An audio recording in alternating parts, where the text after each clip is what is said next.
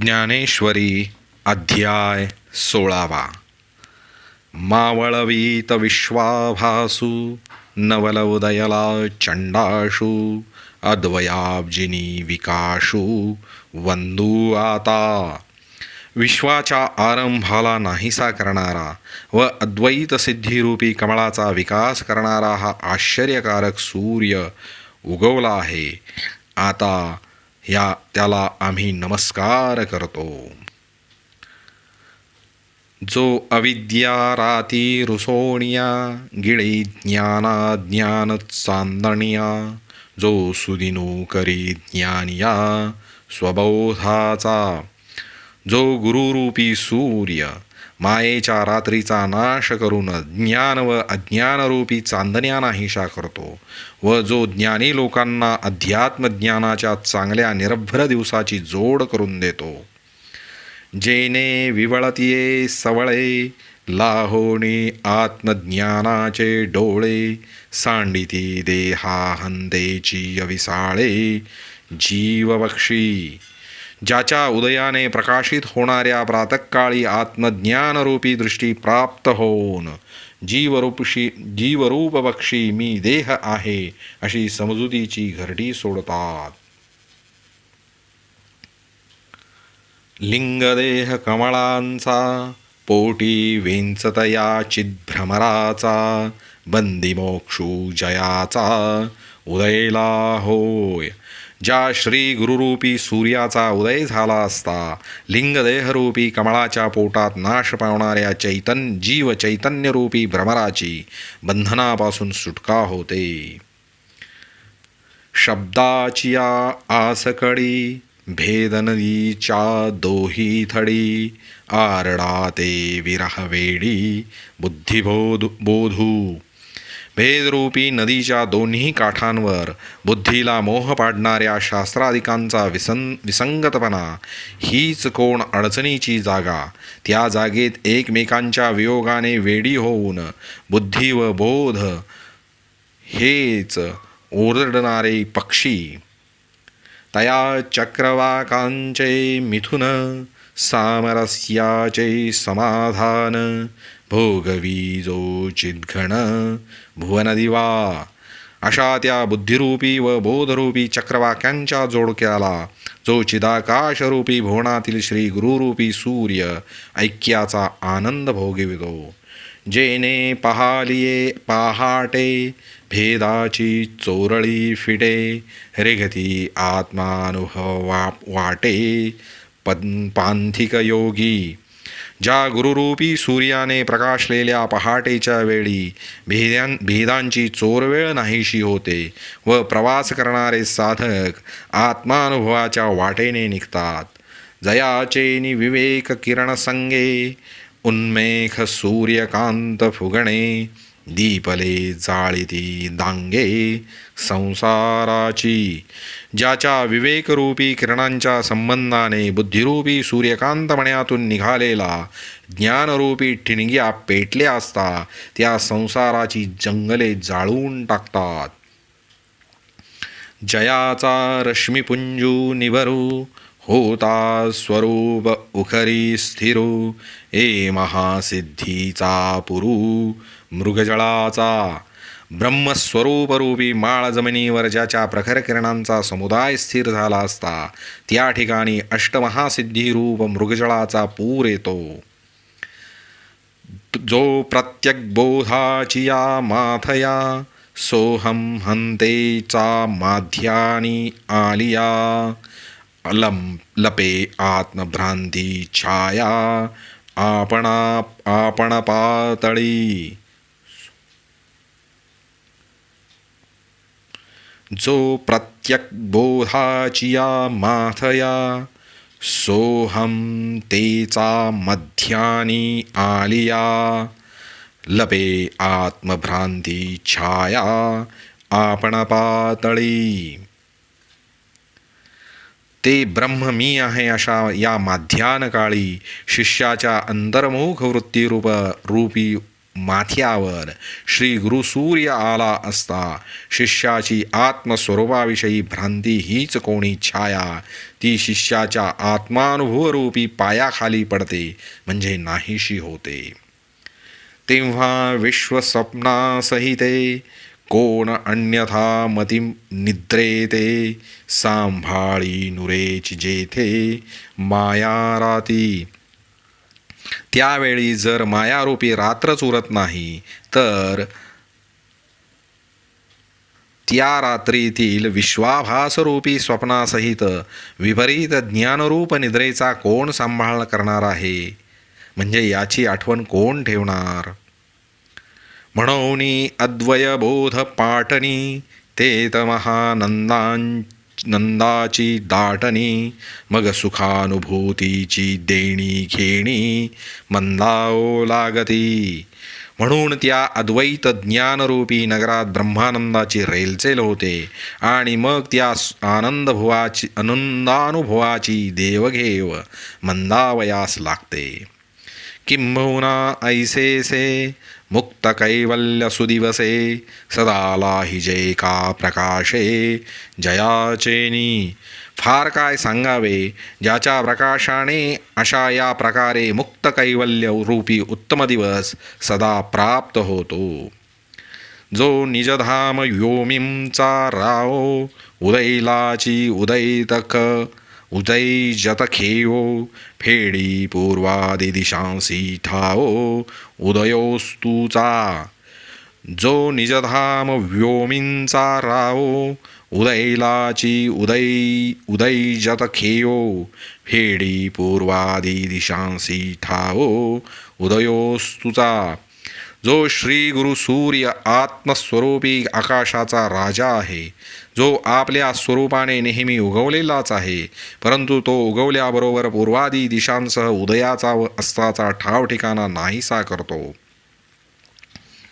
न दिसने दिसने नसी मावळई धोणी झाखिले ते सैंघ पालवी काय बहु बोलो ते आघवी उखाची आणि.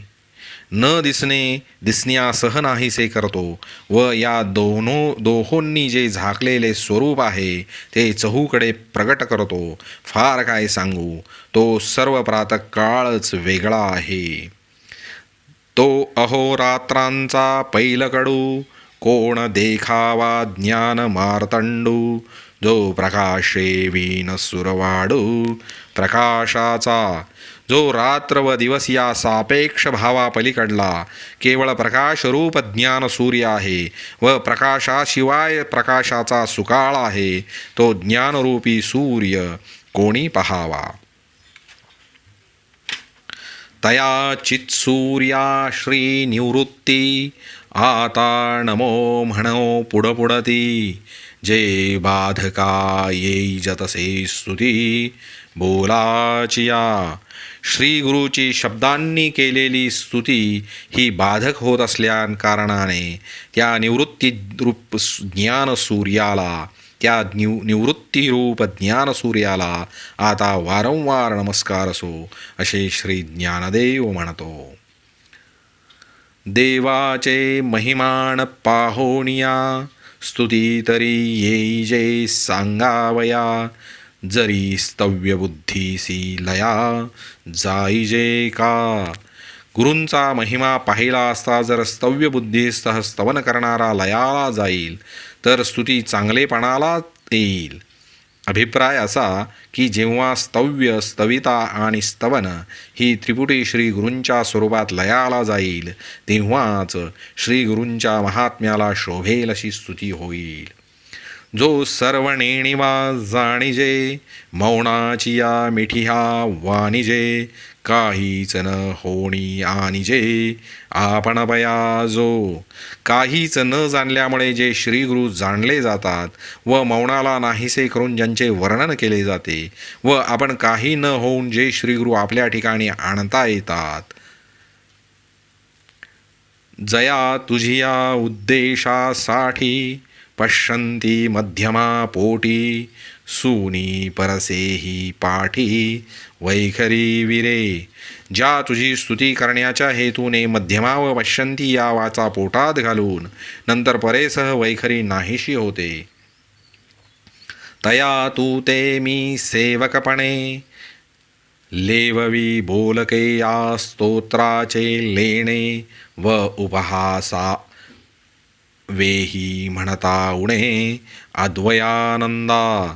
असा जो तू त्या तुला मी सेवकपणाच्या नात्यांनी शब्दांनी स्तुती करण्याचा अलंकार घालतो, तर हे माझे करणे सहन करावे असे म्हणणेही अहो अद्वितीयानंदा श्रीगुरु आपणास कमीपणा आणणारे आहे.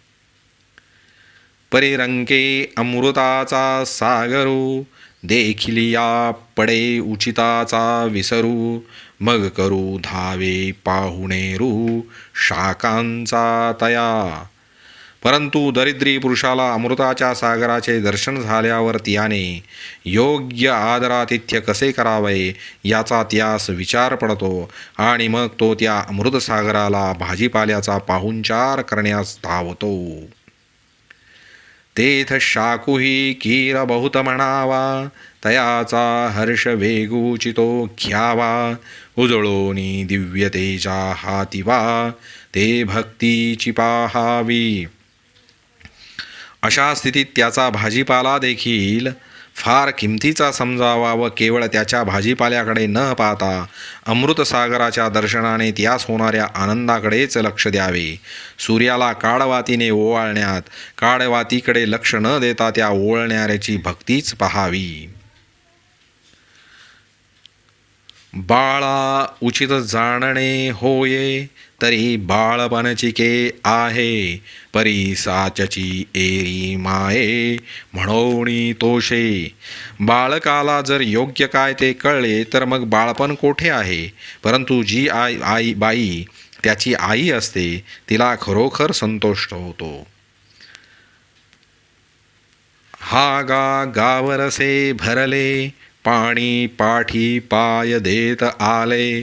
ते गंगा काय म्हणितले परदेसर. अहो गावातील घाणीने भरलेले पाणी गंगेला तुडवीत येऊन मिळाले तर त्याला गंगा बाजूला सर असे म्हणते काय. जी भृगूचा कैसा अपकारू की तो मानुनी प्रियोपचारू. तो शोचिना शारंग धरू गुरुत्वासी. महाराज भृगूचा अन्याय कसा चीड आणण्यासारखा होता, पण भृगूने मारलेले ती लाथ हा प्रेमाचा उपचार समजून भगवान तो लत्ता प्रहार म्हणजे गुरूंचा अनुग्रहच आहे असे मानून संतोष पावले नाहीत काय. की अंधारे खतले अंबर झाले या दिवसनाथा समोर. तेने तयाचे परासर म्हणितिले काई. अंधाराने भरलेले आकाश सूर्यासमोर आले असता सूर्याने त्यास पलीकडे सर असे म्हटले आहे काय.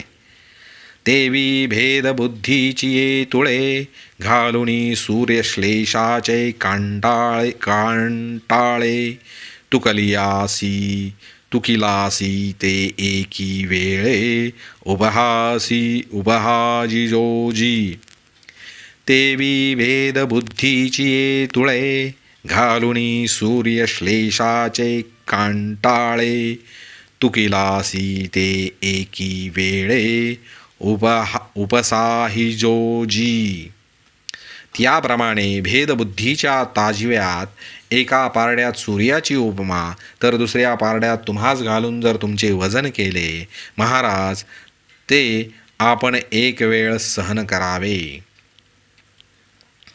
जिही ध्यानाचा डोळा पाहिलासी वेदादी वाचा वानिलासी उपसाहिले तयासी ते आम्हाही करी. ज्यांनी तुला ध्यानाच्या डोळ्यांनी पाहिले व ज्या वेदादिकांच्या वाचेकडून तू वर्णन केला गेला आहेस त्यांचे अपराध जसे सहन केलेस तसे आमचेही करा. परी मी आजी तुझा गुणी लाचा वलो अपराधू न गणी. भलते करी परी अर्धगणी नुठी कदा. परंतु मी आज तुमच्या गुणांचे वर्णन करायला लालचावलो आहे. म्हणून वास्तविक तुझे वर्णन करणे हा जरी अपराध आहे तरी मी तो अपराध मानित नाही. तुम्ही वाटेल त्याबद्दल वाटेल ते करा, पण मी अर्धपोटी कधीही उठणार नाही. मिया गीता येणे नावे, तुझे पसायामृत सुहावे. वाणू लाधलो ते दुणेंगण थावे, दैवले दैव. मिया गीता येणे नावे, तुझे पसायामृत सुहावे.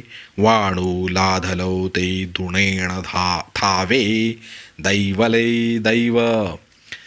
मी गीता या नावाचे तुझे प्रसादामृत सेवावे म्हणून मी ते वर्णन करू लागलो. ते माझे दैव दुप्पट जोराने उत्कर्षाला पावले. माझी या सत्यवादाचे तप, वाचा केले बहुत कल्प.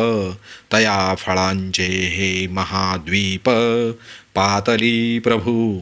महाराज, माझ्या वाचेने सत्य बोलण्याचे तप पुष्कळ कल्पांपर्यंत केले. त्या तपाच्या फळाचे हे गीता व्याख्यानरूपी मोठे बेट माझ्या वाचेला प्राप्त झाले. पुण्ये पोशिली असाधरणे, तिये तुझे गुण वाणने. देऊनी मज उत्तीर्णे, जाली आजी. मी लोकोत्तर पुण्यकर्माचे आचरण केले. त्या पुण्यकर्मांनी तुझे गुणवर्णन करणे मला प्राप्त होऊ करून देऊन ती पुण्यकर्मे आज ऋणमुक्त झाली. जी जीवित्वाचा आडवी, आतडलो होतो मरणगावी. ते अवदसाची आघवी, फेडेली आजी. महाराज, जीवदशेच्या राणातील मरणरूपी गावात मी सापडलो होतो. ती सर्व दुर्दशा आज तुम्ही नाहीशी केली. जे गीता येणे नावे नावाणगी, जे अविद्या जिनोणी दाटुगी. ते कीर्ती तुझी आम्हा जोगी, वानावया जाली. कारण की जी गीता या नावाने नावाजलेली आहे आणि जी अविद्या जिंकून बलिष्ठ झाली आहे, ती गीतारूपी तुझी कीर्ती आम्हाला वर्णन करता आली. पै निर्धना घरी वाणी वसे, महालक्ष्मीची येऊनी बैसे. तया ते निर्धन ऐसे, म्हणोए काई. दरिद्री पुरुषाच्या घरी सहज कौतुकाने महालक्ष्मीच येऊन बसेल तर त्याला दरिद्री असे कसे म्हणता येईल. पै निर्धना का अंधकाराचिया ठाया, दैवे सूर्यो आलिया. तो अंधारुची जगायया, प्रकाशू नोहे. अथवा अंधाराच्या जागी दैववशात सूर्य आला तर तो अंधारच या जगाला प्रकाश होणार नाही काय. जया देवाची पाहता थोरी, विश्व परमाणुही दशान धरी. तो भावाची ये सरोभरी, नव्हेची काई. ज्या देवाचे थोरपण पाहिले असता एवढे मोठे विश्व पण ते परमाणूच्याही योग्यतेस येत नाही, तो भक्तांच्या भावासारखा होत नाही काय. तैसामी गीता वाखाणी, हे खपुष्पाची तुरंवणी. परी समर्थे तुवा श्रेयानी, फेडिली ते. तैसामी गीता वाखाणी, हे खपुष्पाची तुरंवणी. परी समर्थे तुवा शिरयाणी, फेडिली ते. त्याप्रमाणे मी गीतेचे व्याख्यान करणे हे आकाशपुष्पाचा वास घेण्यासारखे असंभवनीय आहे, परंतु तुम्ही समर्थांनी ती आवड पुरविली. म्हणून तुझेनी प्रसादे, मी गीता पद्ये अगाधे. निरूपीन जी विशदे, ज्ञानदेव म्हणे. म्हणून महाराज, तुमच्या प्रसादाने मी गीतेचे गंभीर अर्थाने भरलेले श्लोक स्पष्ट रीतीने व्याख्यान करून सांगेन असे ज्ञानदेव म्हणतात. तरी अध्यायी 15वा श्रीकृष्णे तया पांडवा शास्त्रसिद्धांतू आघवा उगाणिला. तर 15व्या अध्यायात श्रीकृष्णाने त्या अर्जुनाला शास्त्रांचा पूर्ण सिद्धांत सांगितला. जो वक्षरूपक परिभाषा केले उपाधी रूप अशेषा सद्वैद्ये जैसे दोषा अंगलिना. कारण की अंगात गुप्त असलेल्या सर्व दोषांना जसा चांगला वैद्य स्पष्ट रूपाने संपूर्ण सांगतो, तसे देवांनी वृक्षरूपकाच्या परिभाषेने संपूर्ण उपाधीचे रहस्य सांगितले. आणि कूटस्थू जो अक्षरो दाविला पुरुष प्रकारो तेने उपहिताही आकारू चैतन्या केला. आणि कूटस्थ अक्षर म्हणून जो पुरुषाचा प्रकार दाखवला, त्या योगाने उपहित चैतन्य देखील स्पष्ट दाखविले. पाठी उत्तम पुरुष शब्दाचे करुणी मीश दाविले चोख आत्मतत्व. नंतर उत्तम पुरुष या शब्दाचे निमित्त करून शुद्ध आत्मतत्व दाखविले. आत्मविषयी आतुवट साधनते अंगदट ज्ञान हेही स्पष्ट चावळला. आत्मप्राप्तीविषयी अंतःकरण बळकट साधन जे ज्ञान तेही स्पष्ट सांगितले. म्हणून ये अध्यायी निरूप्य नुरेची काही आता गुरुशिष्यादोही स्नेहो लाहणा. म्हणून या अध्यायात सांगण्याजोगे असे काही शिल्लक राहिले नाही. आता फक्त गुरु व शिष्य या दोघांना प्रेमाचीच जोड होणार. इव एव ये विषयी कीर जाणते भुजावले अपार परी मुमुक्षु इतर साकांक्ष झाले. याप्रमाणे याविषयी अनेक ज्ञात्या लोकांची पुरी समजूत पटली, परंतु त्याच्याहून जे इतर जे मोक्षाची इच्छा करणारे होते त्यांची याविषयी इच्छाच जास्तच वाढली. हे मर्मज्ञ अर्जुना, त्या मला पुरुषोत्तमाला ज्ञानाने जो ऐक्यभावाने भेटतो तोच सर्वज्ञ आहे व भक्तीची सीमाही तोच आहे. 15व्या अध्यायाच्या शेवटच्या श्लोकात त्रैलोक्याचे स्वामी भगवान श्री कृष्ण परमात्मा असे बोलले व त्या प्रसंगी त्यांनी आनंदाने पुष्कळसे ज्ञानाचे वर्णन केले. ते ज्ञान सर्व संसाराला एका घोटात गिळून पाहणाऱ्याला जीवालाच त्याच्या स्वतःच्या आत्मस्वरूपाचे ज्ञान देते व त्या जीवा सुखाच्या साम्राज्यावर पट्टाभिषेक करते. एवढ्या सामर्थ्याचा दुसरा उपाय नाहीच. हा यथार्थ ज्ञानाचा उपाय सर्व उपायांमध्ये राजा आहे असे देव म्हणाले. म्हणून असे जे त्यांनी संतुष्ट चित्ताने व आदराने त्या ज्ञानावरून आपला जीव ओवाळून टाकला. आता असे आहे की ज्या वस्तूवर प्रेम जडते तीच वस्तू इतर वस्तूंना मागे सारून वेळोवेळी मनात पुढे पुढे दिसू लागते. असा प्रकार होतो. प्रेमाची गोष्ट अशी आहे. म्हणून एकंदर जिज्ञासूंपैकी जे मुमुक्ष होते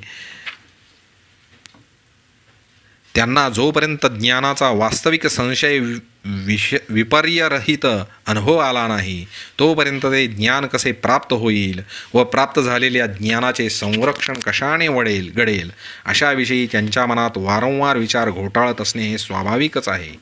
म्हणून तेच यथार्थ ज्ञान कशाने प्राप्त होईल व तसे झाल्यावर त्याच्या वाढण्याचा प्रयत्न कसा घडेल, अथवा जे ज्ञानास उत्पन्नच होऊ देत नाही, अथवा ज्ञान उत्पन्न झाले असता जे ज्ञानाला भरल्या मार्गाने घालते, असे ज्ञानाच्या विरुद्ध काय आहे ते समजले पाहिजे.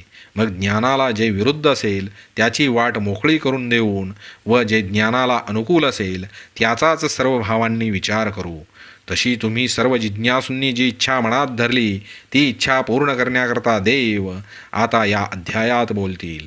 जिच्या योगाने ज्ञान चांगले उत्पन्न होईल, शिवाय आपली विश्रांतीही जिच्या योगाने वाढेल, अशी जी दैवी संपत्ती त्या दैवी संपत्तीचे वर्णन करण्यात येईल.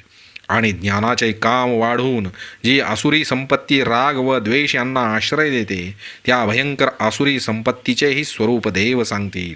इष्टानिष्ट करणे हे स्वभावता ज्यात जे कौतुक आहे अशा त्या दोघी आसुरी संपत्ती आहेत. ज्याची मांडणी 9व्या अध्यायामध्ये केली होती. या 9व्या अध्यायातच त्याचा विस्तार प्रत्यक्ष करावयास पाहिजे होता. तो तितक्यात दुसरा प्रसंग प्राप्त झाला, तर आता प्रसंगानुसार देव त्याचे व्याख्यान करीत आहेत. मागील क्रमाप्रमाणे संख्या पाहता हे निरूपण म्हणजे 16वा अध्याय समजावा. परंतु आता हे राहू दे.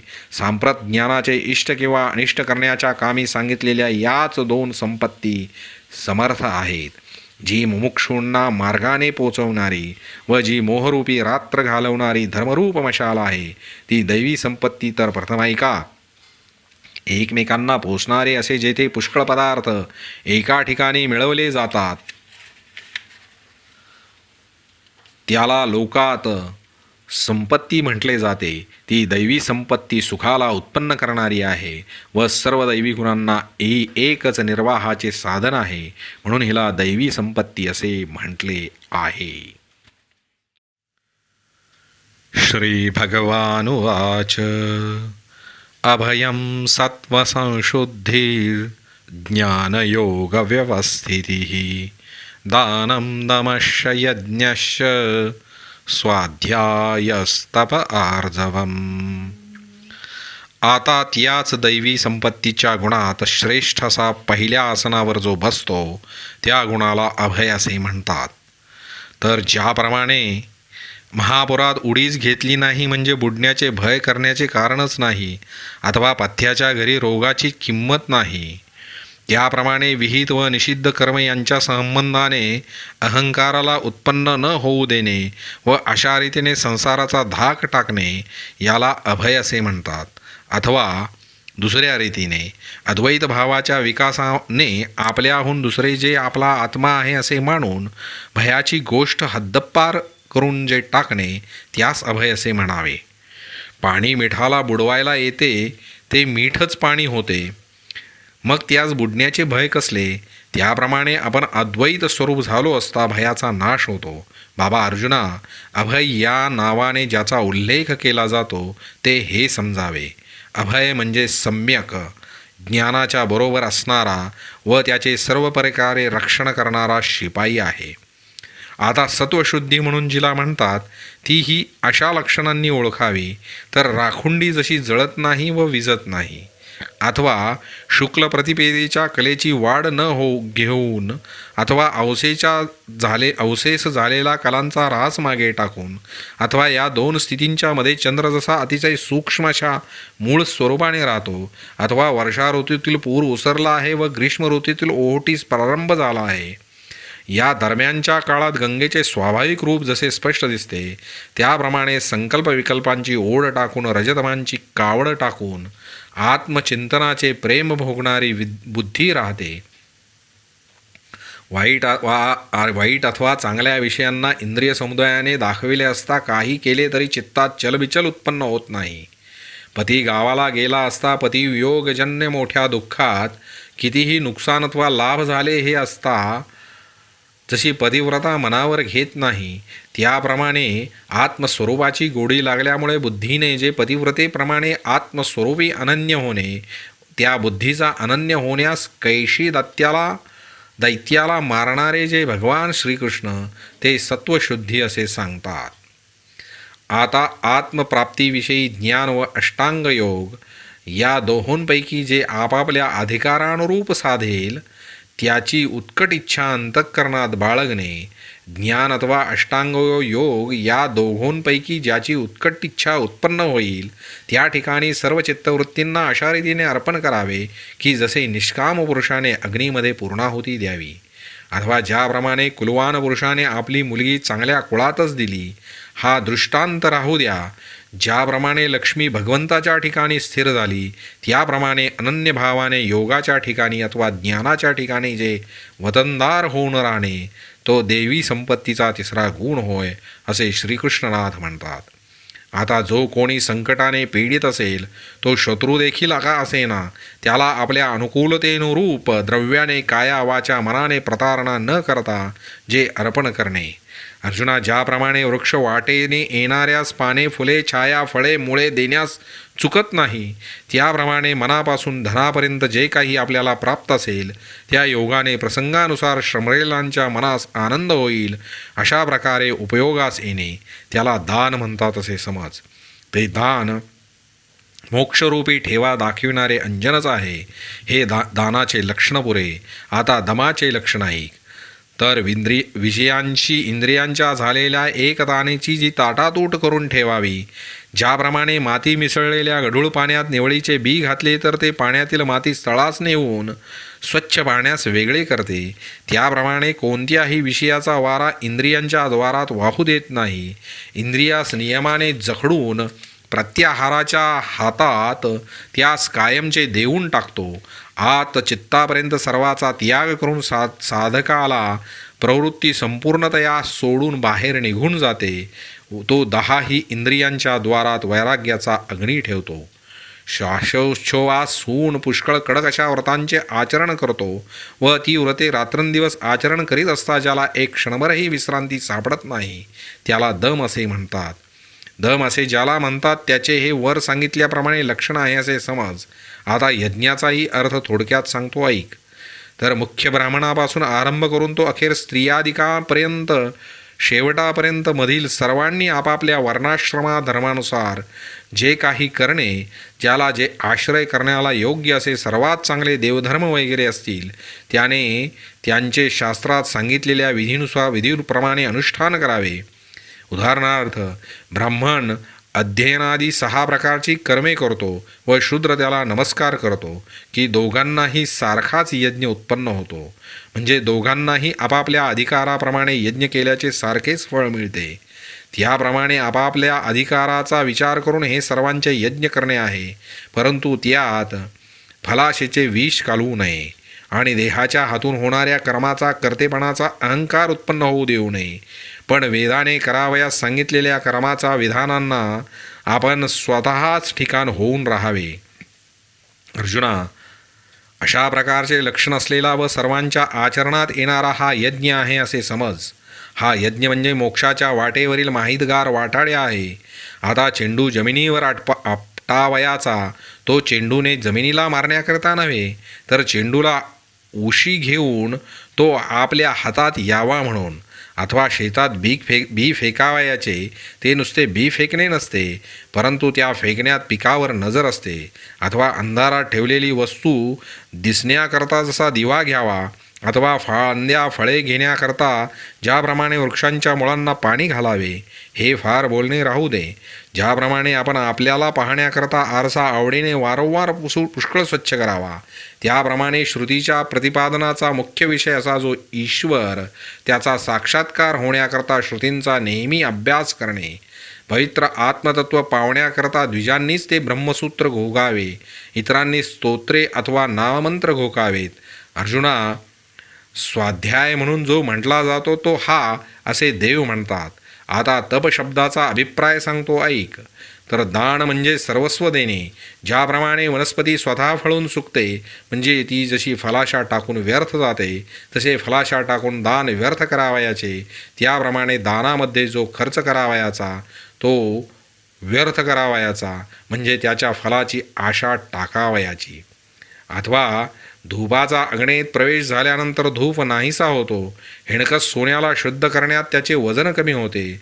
अथवा पितृपक्ष वाढत असता चंद्र जसा कमी कमी होत जातो. अर्जुना, त्याप्रमाणे आत्मानुभवाच्या विकासाकरता प्राण, इंद्रिये व शरीर यांची जी आटणी करावयाची तेच तप होय. अथवा वर सांगितलेल्या तपाच्या स्वरूपापेक्षा जर काही तपाचे दुसरे स्वरूप सांगणे असेल तर ते दुधामध्ये हंसाने जशी चोच घालावी तसे आहे. त्याप्रमाणे विचार उत्पन्न होताच देह व आत्मा यांच्या कालवीत हात घालतो तो आत्मा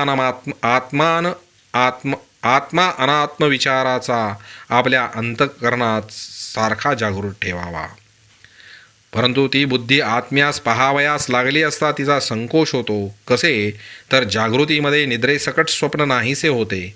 त्याप्रमाणे अर्जुना, जो आत्मविचार चालू होतो हाच तप शब्दाचा वास्तविक अभिप्राय आहे. आता स्तनातील दूध जसे लहान मुलाचे हित करणारे असते, भिन्न भिन्न प्राण्यांच्या ठिकाणी जसे चैतन्यसारखे असते, त्याप्रमाणे प्राणीमात्रांशी वागण्याचा जो भलेपणा ते आर्जव होय. आणि जगाला सुख व्हावे म्हणून शरीराने, वाचेने व मनाने जे वागणे ते अहिंसेचे स्वरूप होय असे समज. आता कलिका जशी स्वभावता तीक्ष्ण असून मऊ असते, कारण ती पाण्याचे भेदन करते म्हणून तीक्ष्ण म्हणायचे, आणि स्पर्शाला मऊ असते म्हणून तिला मऊ म्हणायचे.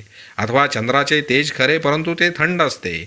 दाखविल्याबरोबर रोग नाहीसा करू शकेल आणि जिव्हेला जे कडू लागणार नाही असे औषधच नाही. मग मी असल्या औषधाची उपमा कोठची देऊ? तरी जसे पाणी बुबळाला घासले तरी ते मऊपणामुळे खुपत नाही.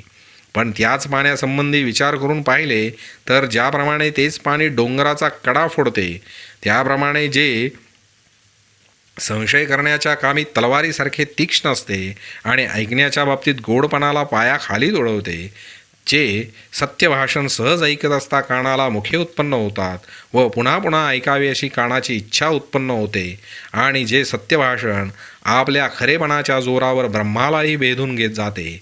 फार काय सांगावे, जे भाषण प्रियपणाने कोणालाही फसवू जाणत नाही, आणि जरी ते खरे असले तरी ते कोणाला खुपत नाही. बाह्यदृष्टीने पाहिले तर पारद्याचे गाणे खरोखर कानास गोड लागते, पण खरे पाहिले तर ते अति घातकर असल्याचे दिसून येते.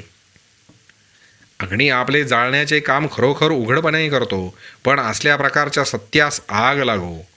जे भाषण कानाने ऐकले असता गोड लागते, परंतु अर्थाने ते काळजाला झोंबते, असे भाषण हे भाषणच नाही, तर ते भाषण म्हणजे सुंदर रूप धारण करणारी हाडळच आहे.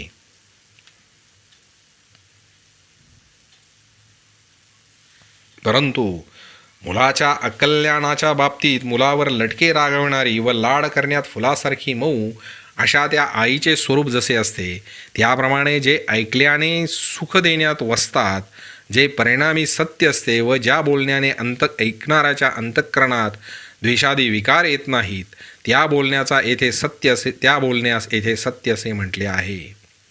त्याप्रमाणे जे ऐकल्याने सुख देण्यात वसतात, जे परिणामी सत्य असते व ज्या बोलण्याने ऐकणाऱ्याच्या अंतःकरणात द्वेषादी विकार येत नाहीत, त्या बोलण्यास येथे सत्य असे म्हटले आहे.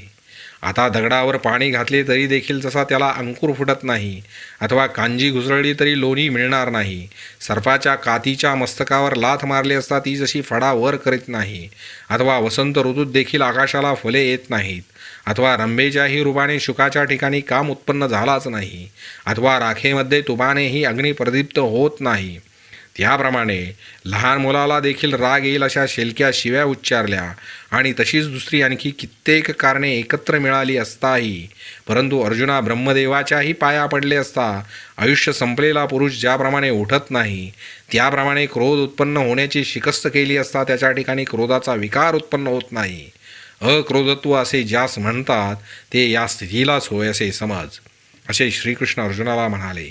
आता मातीचा त्याग केला असता जसा घटाचा त्याग होतो, सुताचा त्याग केला असता वस्त्राचा त्याग होतो, अथवा वडाच्या बीजाचा त्याग केला असता जसा वडाच्या झाडाचा त्याग होतो, अथवा ज्याप्रमाणे सर्व भिंतीचा त्याग केला असता सर्व चित्रांचा त्याग होतो, अथवा झोपेचा त्याग केला असता नाना प्रकारच्या स्वप्नांचा त्याग होतो, अथवा जलाचा त्याग केला असता जसा लाटांचा त्याग होतो, वर्षा ऋतूचा त्याग केला असता जसा मेघांचा त्याग होतो, द्रव्याचा त्याग केला असता जसा भोगांचा त्याग होतो. पहा, त्याप्रमाणे बुद्धिवान पुरुष देहाच्या ठिकाणी असलेला अहंतेचा त्याग करून संपूर्ण संसार मात्राचा कारणासह त्याग करतात. याला त्याग असे नाव आहे, असे यज्ञस्वरूप श्रीकृष्ण म्हणाला. त्या दैववान अर्जुनाला हे श्रीकृष्णाचे सांगणे पटून तो विचारू लागला. अर्जुन म्हणाला, आता महाराज मला शांतीचे लक्षण स्पष्ट सांगा. तेव्हा देव म्हणाले, चांगले लक्ष देऊन ऐक. अर्जुना, तर ज्ञेयाला जाणावयाच्या विषयाला गिळून मागून ज्ञाता व ज्ञान देखील खरोखर जेथे नाहीसे होते ती शांती होय. ज्याप्रमाणे प्रलयकालच्या पाण्याचा लोट विश्वासाचा पसारा बुडून आपणच आपल्या ठिकाणी गंधाट भरून असतो, मग नद्यांचे युगम प्रवाह समुद्र या भेदाचा व्यवहार उरत नाही, परंतु उदकाच्या एकरसतेचा बोध तो तरी कोणाला होतो. त्याप्रमाणे ज्ञेयाचा लय झाल्यावर ज्ञातेपणाचाही लय होतो. मग अर्जुना, जे काही राहते ते शांतीचे रूप होय. आता रोग नाहीसा करून पुष्ट करण्याच्या काळजीत जसा चांगला वैद्य आपले व परके असा भेद करत नाही, अथवा गाळात फसलेली गाय दृष्टीस पडल्यावर ती दूध देणारी आहे किंवा नाही हे न पाहता तिची दीनवाणी अवस्था पाहून त्या योगाने जो कासावीस होतो, अथवा दयावान पुरुष बुडणाऱ्या मनुष्याला तू ब्राह्मण आहेस की चांडाळ आहेस हे विचारित नाही, तर तो त्याला पाण्याबाहेर काढून त्याचे प्राण वाचवणे एवढेच जाणतो. मोठ्या अरण्यात एखाद्या पापी मनुष्याने अकस्मात उघडी केली असता तिला वस्त्र नेसवल्या वाचून जसा सभ्य ग्रहस्थ तिला पाहत नाही, त्याप्रमाणे अज्ञान, उन्मत्तपणा वगैरेमुळे अथवा वाईट नशिबामुळे ही निंदेपणाच्या बाबतीत जे झखडलेले आहेत त्यास आपल्या अंगचे गुण देऊन त्यांना डाचत असलेली शल्ये विसरायला लावतात. अरे अर्जुना, दुसऱ्यांचे दोष आपल्या दृष्टीने शुद्ध करून मग त्याकडे दृष्टी फेकावी. ज्याप्रमाणे पूजून देव पाहावा, शेतात धान्य पेरून मग शेतात जावे, अतिथीला संतुष्ट करून मग त्याचा आशीर्वाद घ्यावा, त्याप्रमाणे आपल्या चांगलेपणाने दुसऱ्यांचा कमीपणा नाहीसा करून मग त्यांच्याकडे पाहावे. एरवी असे न करता कोणाच्या वर्मावर टोचू नये, पापकर्मामध्ये कोणास गुंतवू नये, आणि ज्या नामामध्ये त्यांच्या दोषाचा उल्लेख होतो अशा नामांनी त्यास हाक मारू नये. शिवाय कोणी वाईट स्थितीत असेल तर तो ज्या कोणत्या उपायाने चांगल्या स्थितीला येईल असे करावे, परंतु वर्मावर घाव घालू नये. अर्जुना, नीच मनुष्याला उत्तम मनुष्याच्या योग्यतेचे मानावे, याशिवाय आणखी आपल्या दृष्टीचा कोणाचा दोष पाहू नये. अर्जुना, हे अवैशून्याचे लक्षण आहे असे तू पक्के समज, व हे अवैशून्य मुमुक्षूंना मोक्षमार्गाचे सुखकर वाहन आहे. आता दया ती अशी असते की ज्याप्रमाणे पौर्णिमेच्या चंद्राचे चांदणे गारवा देत असता लहान थोर अशी निवड करीत नाही, त्याप्रमाणे दुःखिताचे क्लेश कृपाळूपणे हरण करीत असता श्रेष्ठ अथवा कनिष्ठ असा भेद करणे जाणत नाही. जगामध्ये पाण्याची सारखी वस्तू स्वतः अंगाने नाश पावते, परंतु गवताच्या देखील जात असलेल्या जीविताचे रक्षण करते. त्याप्रमाणे दुसऱ्याच्या दुःखाने कृपेने कवळले असता सर्वस्व स्वतःला अर्पण केले तरी देखील त्यास ते थोडेच वाटते. वाहत असलेले पाणी खड्डा अपुरा भरला तर पुढे सरकवायचे जाणतच नाही, त्याप्रमाणे पुढे आलेल्या दुःखिताला संतुष्ट करून मग पुढे जाणे होते. पायात काटा शिरतो त्या क्षणी ते दुःख अंतःकरणात प्रगट होते, त्याप्रमाणे दुसऱ्याच्या दुःखाने जो पोळला जातो अथवा पायाला थंडावा मिळतो तो डोळ्यांच्या उपभोगास येतो. त्याप्रमाणे जो दुसऱ्याच्या सुखाने सुखी होत असतो. फार काय सांगावे, तहानेलेल्याला करता जसे जगात पाणी राहिले आहे त्याप्रमाणे अत्यंत दुःखितांच्या दुःख निवारताच ज्यांचे आयुष्य खर्च होते. हे वीरांच्या राजा तो पुरुष दयेची प्रत्यक्ष मूर्ती आहे असे समज. ती दया त्यांच्या ठिकाणी उत्पन्न होताच मी त्यांचा ऋणी होतो. आता सूर्यकमळ सूर्याला जीवाभावाने अनुसरलेले असते, परंतु तो सूर्य जसा त्या कमळाच्या सुवासास स्पर्श करीत नाही, अथवा वसंत ऋतूच्या ओघात वनाच्या शोभेचे अनेक समुदाय निघाले असता त्यांचा स्वीकार न करता तो वसंत ऋतू निघून जातो. हे राहू दे, अष्टमहासिद्धीसह लक्ष्मी देखील जवळ आली तरी पण महाविष्णूने जसे तिच्याकडे लक्षच दिले नाही, त्याप्रमाणे इहलोकीचे व स्वर्गलोकातील भोग हे आपल्या इच्छेचे दास झाले असता ते भोगावे हे ज्यास मनातून आवडत नाही. फार काय सांगावे, सहज कौतुकाने सुद्धा जीव विषयांची इच्छा करीत नाही. अनासक्ततेची प्रसिद्ध अवस्था ती जी ही आहे असे समज. आता मधमाशांना जसे मोहळ अथवा जलचरांना जल जसे असते, अथवा पक्ष्यांना जसे आकाश संचार करायला मोकळे असते, अथवा आईचे लेकराविषयी प्रेम जसे हळुवार असते, अथवा वसंत ऋतूतील मलय पर्वतावरून वाहत येणारा वारा स्पर्शाला जसा मऊ असतो, डोळ्यांना प्रिय वस्तूची भेट जशी सुखकर असते, अथवा कासवीची दृष्टी तशी पिलांना कशी सुखकर असते, त्याप्रमाणे प्राणिमात्रांच्या ठिकाणी जे वागणे मऊ असते, स्पर्शाला अतिमऊ, तोंडात टाकला असता चांगला रुचकर आणि नाकाला चांगला वास देणारा व आणि अंगाने स्वच्छ, तो वाटेल तेवढा घेतला असता जर कोणालाही अपायकारक झाला नसता तर तो कापूर उपमेला आला नसता. जसे आकाश आपल्या पोटात महाभूतांना धारण करते, परंतु त्याचप्रमाणे ते परमाणूमध्ये मावले जाते, आणि जसे हे विश्व आहे तसे ते होते. फार काय सांगू.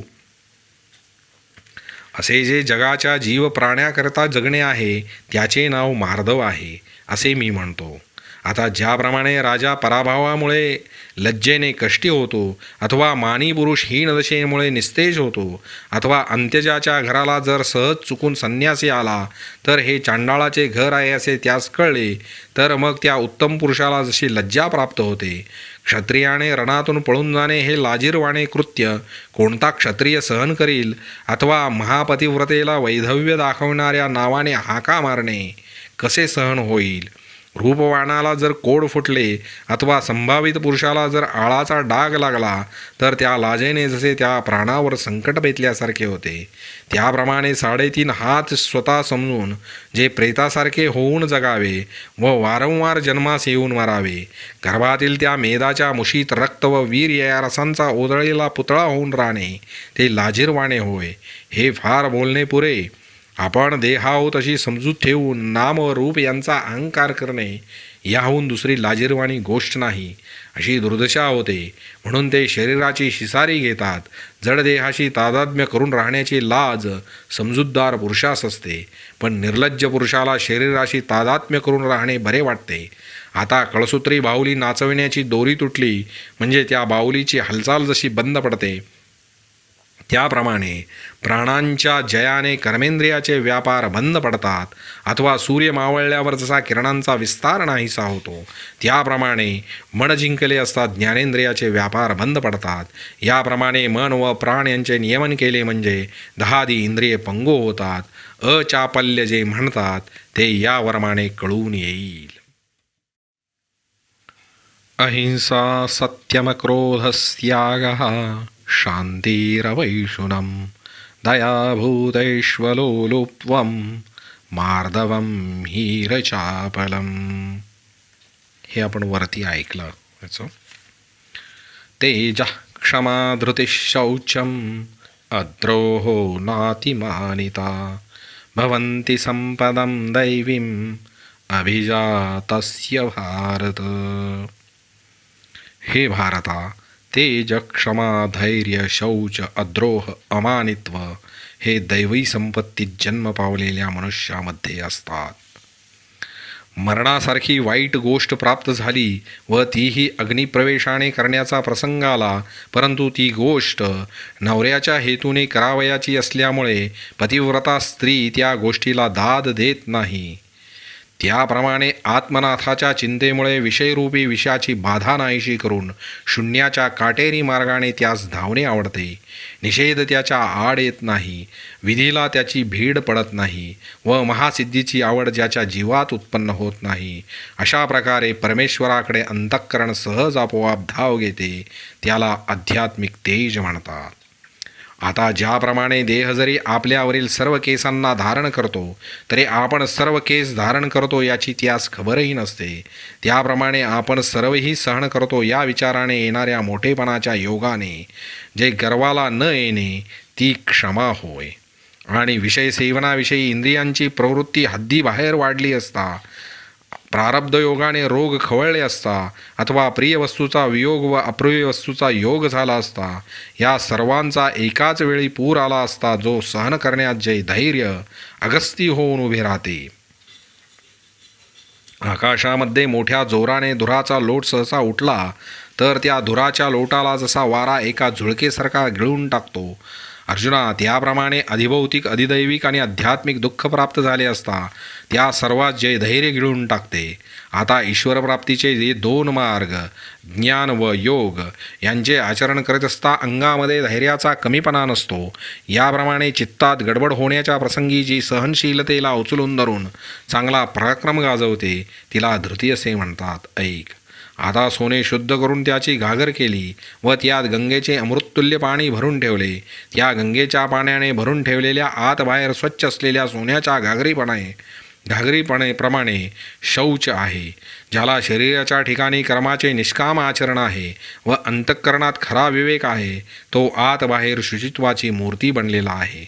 अथवा ज्याप्रमाणे गंगेचे पाणी जगाचे पाप व ताप नाहीसे करीत आणि काठावरील झाडांचे पोषण करीत समुद्राला जाऊन मिळते, अथवा जगाचा अंधार नाहीसा करीत, अथवा लक्ष्मीचे निवस्थान जे सूर्यविकासी कमळ त्याचा विकास करीत जसा सूर्य प्रदक्षिणेला निघतो, त्याप्रमाणे अविद्येने बांधलेल्यास मुक्त करीत संसार समुद्रात बुडलेल्यांना बाहेर काढीत व अध्यात्मादी दुःखांनी पीडलेल्या संकटांचे निवारण करीत फार काय सांगावे.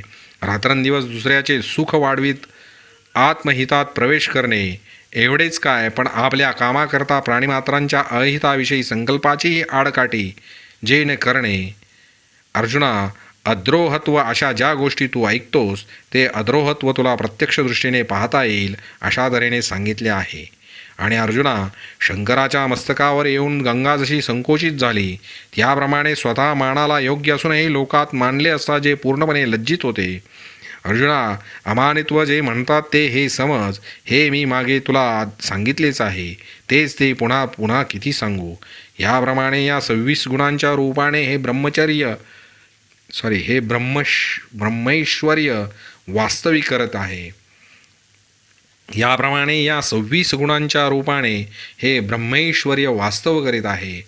मोक्षरूपी सार्वभौम राजाचे हे 26 गुण जणू काय दिलेले गाव अगर इनामी जमीन आहेत, अथवा या 26 गुणरूप तीर्थांनी नित्य भरलेली नवी अशी दैवी संपत्तीरूपी गंगा विरक्त पुरुषरूपी सगरांच्या दैवाने प्राप्त झाली आहे, अथवा मुक्तिरूपी मुलगी या 26 गुणरूपी फुलांची माला घेऊन वैराग्याने निरपेक्ष झालेल्या पुरुषाचा गळा शोधित आहे, अथवा 26 गुणरूपी वाती पेटून गीता ही आपला पती जो आत्मा त्याला आरती ओवाळण्याकरता आली आहे.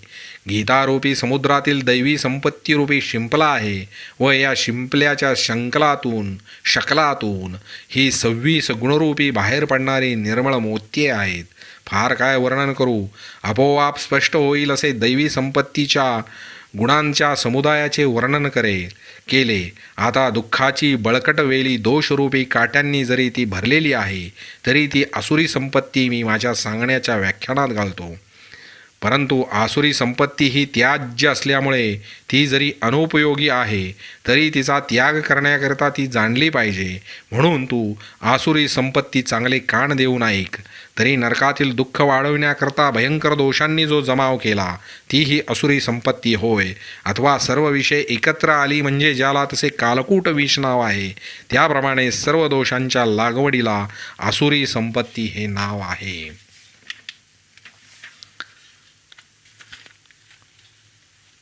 त्याच्या अगोदर आपण हे 26 दैवी गुण एकदा पुन्हा पाहू. अभयम सत्वसंशुद्धिः ज्ञानयोगव्यवस्थितिः दानं दमः यज्ञः स्वाध्यायः तपः आर्जवम् अहिंसा सत्यम अक्रोधः त्यागः शान्तिः अपैशुनम् दया भूतेषु अलोलुप्त्वं दयाभूतेषु लोलुप्त्वम् अलोलुप्त्वं मार्दवं ह्रीहि अचापलम्.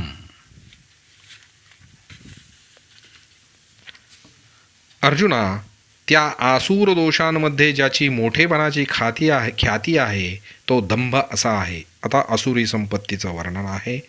ज्याप्रमाणे आपली आई ही तीर्थाप्रमाणे पावन करणारी आहे, परंतु लोकात तिला उघडी केली असता अधोगतीला नेण्याला कारण होते, अथवा गुरुने उपदेशलेली ब्रह्मविद्या ही इष्टफल देणारी खरी, परंतु ती चव्हाट्यावर प्रसिद्ध केली असता अकल्याणास कारणीभूत होते.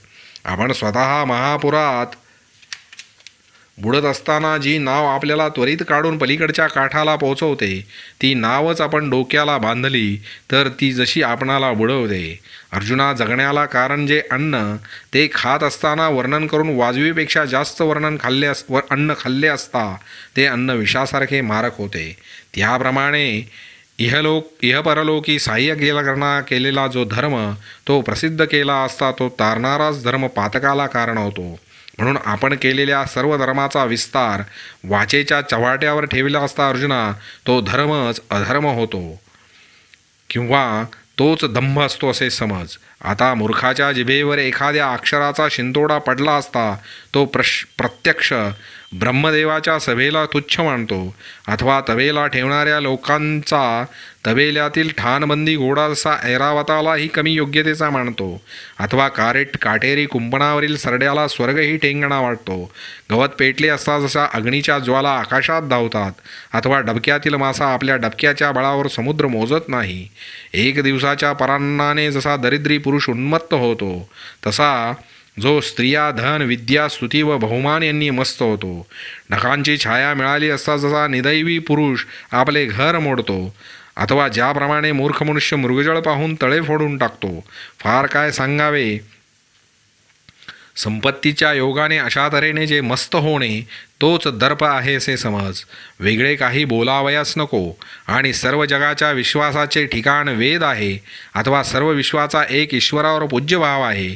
या जगात तेजस्वी असा एक ज्याप्रमाणे सूर्यच आहे, अथवा सार्वभौम राजाची गादी हेच ज्याप्रमाणे सर्व जगाच्या महत्वाकांक्षेचे एक ठिकाण आहे, अथवा आपण मरू नये हे निर्विवादपणे सर्व जगाला आवडते. म्हणून जर कोणी आनंदाने याचे वर्णन करू लागले वेद व ईश्वर यांचे, तर ते ऐकून जो त्यांच्याविषयी मत्सर वाहतो व गर्वाने फुकतो, तो म्हणतो की मी ईश्वराला खाईन, त्या वेदाला विष घालीन. आपला मोठेपणा मिरवण्यात तो आपले बळ खर्ची करतो.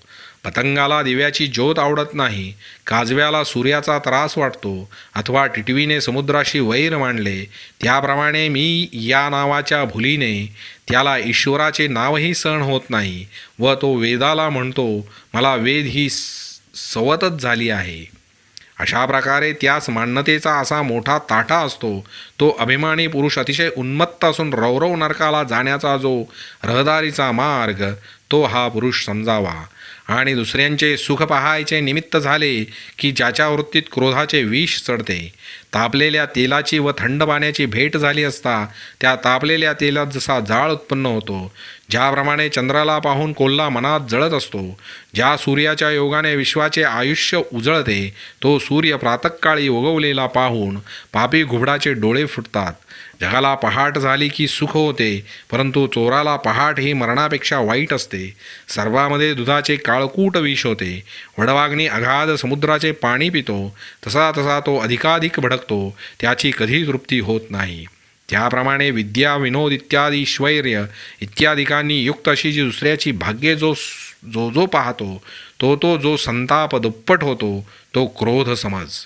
आणि ज्याचे मन म्हणजे सर्पाचे वारूळ असते, ज्याचे डोळे म्हणजे बाणांची दृष्टी आहे, ज्याचे बोलणे म्हणजे निखाऱ्यांची वृष्टीच होय, इतर ज्या ज्या क्रिया सर्व त्या पोलादाच्या करवतीसारख्या असतात, याप्रमाणे ज्याचे अंतर्बाह्य कठोर आहे मन, तो मनुष्यामध्ये अधम आहे असे समज. तो कठीणपणाची मूर्ती आहे. आता अज्ञानाचे लक्षण ऐक.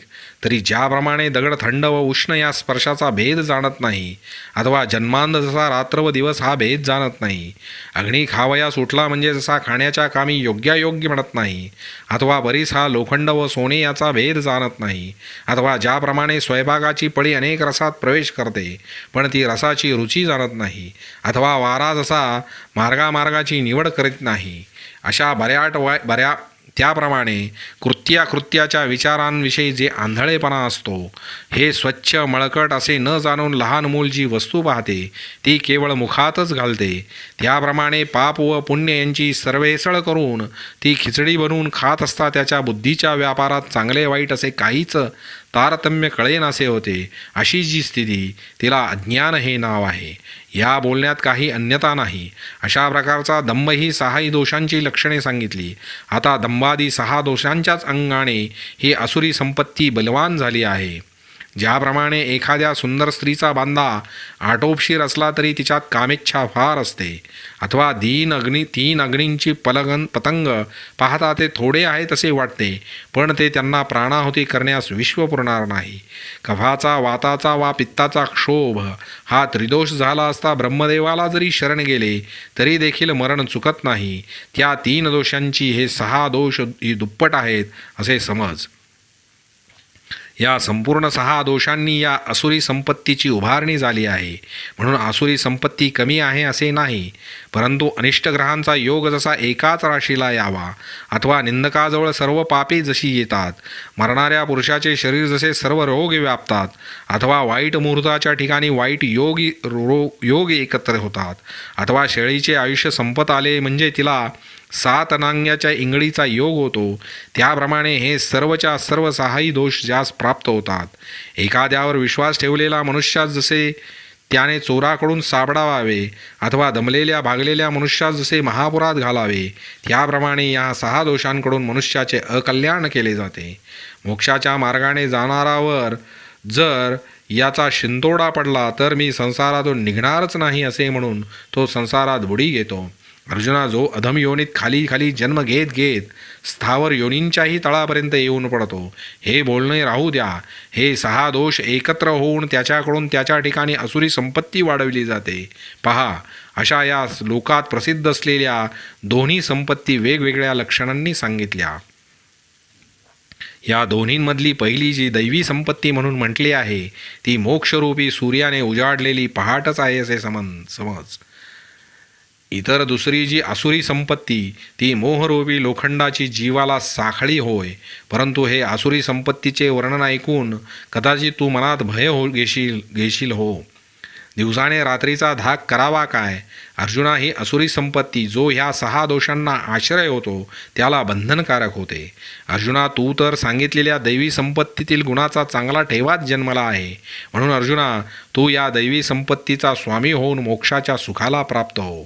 आणि दैवी संपत्तीवान व आसुरी संपत्तीवान लोकांच्या वागणुकीचे अनादिसिद्ध मार्ग आहेत. ज्याप्रमाणे रात्रीच्या वेळी निशाचरांनी व्यापार करावा व दिवसा मनुष्याधिकांनी चांगल्या व्यवहारामध्ये वागणूक करावी, त्याप्रमाणे अर्जुना, दैवी सृष्टीचे व आसुरी सृष्टीचे लोक या जगात आपापल्या वागणुकीच्या रीतीने वागतात. या ग्रंथाच्या मागच्या भागात ज्यावेळी ज्ञान सांगण्याचा प्रसंग आला त्याही वेळीच दैवी संपत्तीचा चांगला विचार केला होता, चांगला विस्तार केला होता.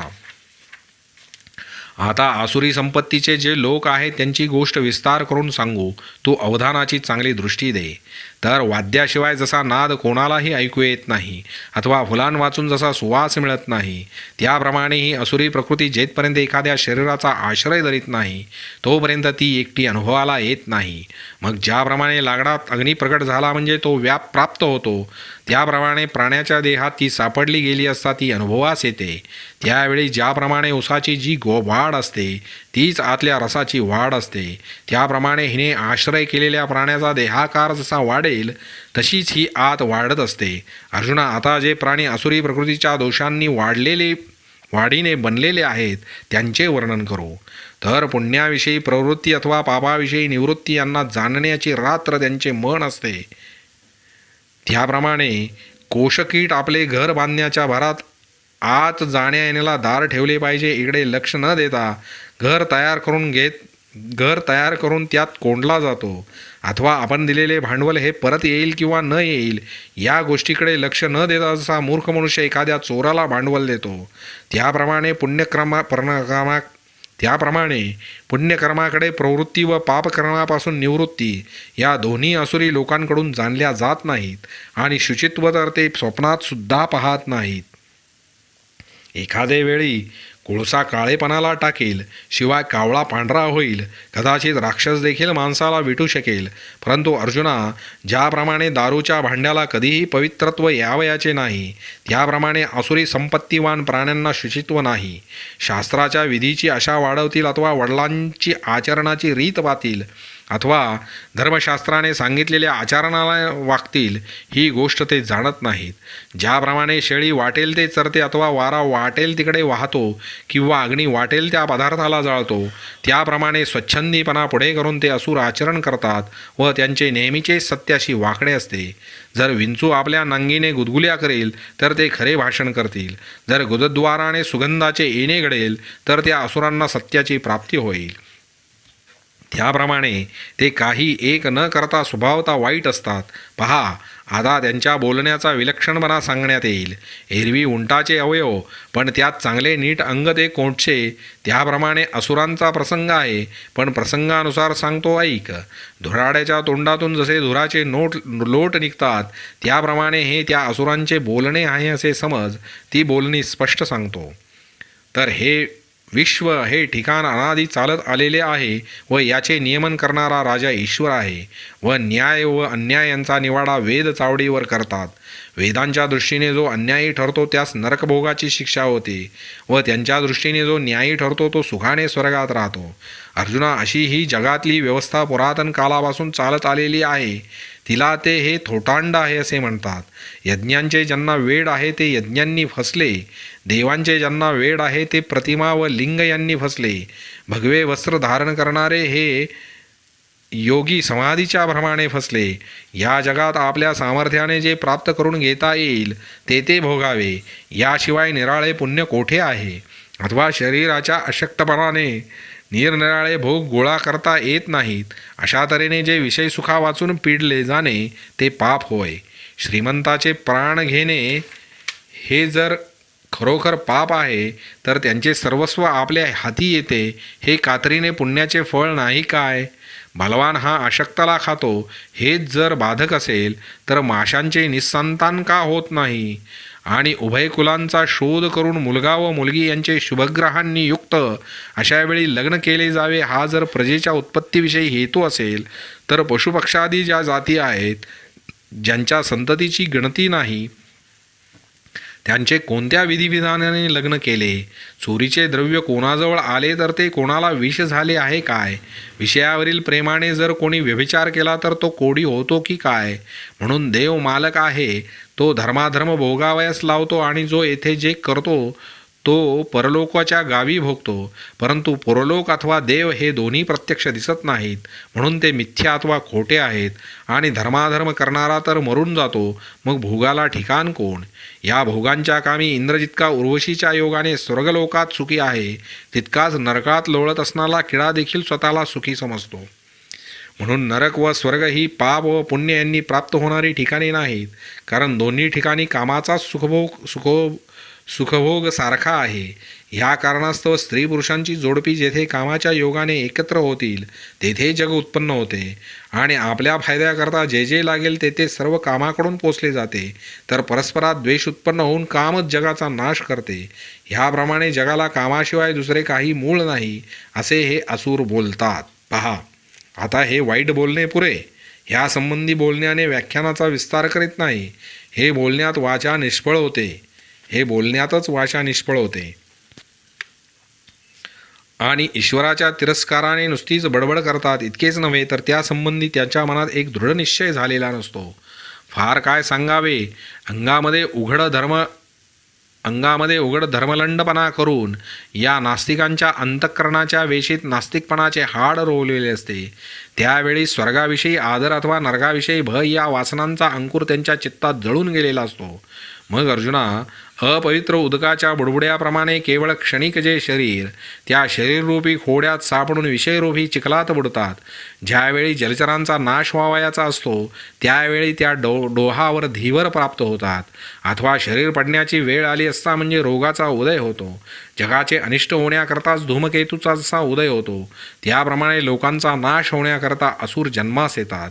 अशुभ उगवल्यावर ज्याला जे कोंब फुटतात ते हे असुरी लोक होत व ते असुरी लोक पापांचे चालते बोलते कीर्तिस्तंभ आहेत आणि मागे पुढे असलेल्या पदार्थात जाळावयाचे.